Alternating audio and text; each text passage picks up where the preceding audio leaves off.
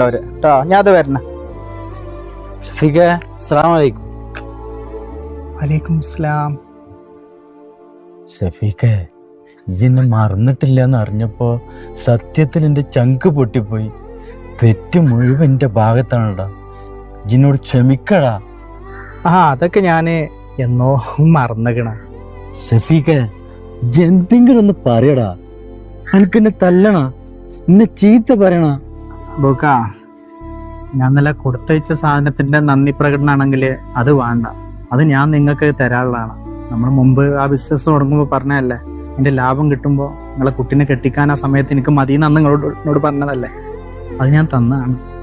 അന്ന് എല്ലാരും ഞാൻ തെറ്റിദ്ധരിപ്പിച്ചാടാ. ഇന്നിപ്പോ ഒരാരും എൻ്റെ കൂടെ ഇല്ല.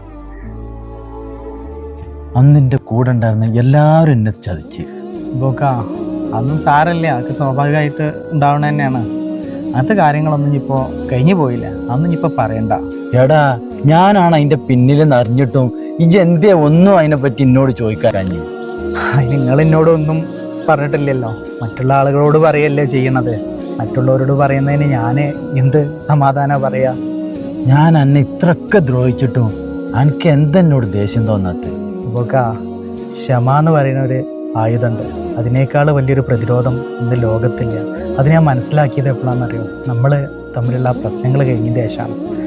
ഓരോ ജീവിതത്തിലെ ഓരോരോ പ്രശ്നങ്ങളും ഓരോരോ പാഠങ്ങളാണ്. ആ പാഠങ്ങളിൽ നിന്ന് നമ്മൾ നല്ലത് ഉൾക്കൊള്ളുക. അന്ന് പറഞ്ഞില്ലേ, ഇതെല്ലാം ഞാൻ അള്ളാന്റെ കോടതിയിലേക്ക് ഇത് വെച്ചിക്കണെന്ന്. ഇജ് അവിടേക്ക് വെക്കല്ലടാ. ഞാൻ അത്രയും ലൈഫാണ്. ഇജ് ഇതിപ്പോ തന്നെ എനിക്ക് ഇവിടുന്ന് ഒരു തീർപ്പ് കൽപ്പിച്ചുണ്ടാ. അതൊന്നും സാരല്ല. കൂടിയല്ല പിറക്കുന്ന നേരത്തും കൂടിയല്ല മരിക്കുന്ന നേരത്തും മധ്യേ ഇങ്ങനെ കാണുന്ന നേരത്ത് മത്സരിക്കുന്നത് എന്തിനോ നാം വൃതാന്ന് പൂന്താന മഹാകവി പറഞ്ഞിട്ടുണ്ട്. ഒരുമിച്ചല്ല നമ്മളൊന്നും ജനിച്ചത്, ഒരുമിച്ചല്ല നമ്മളും മരിക്കുന്നത്.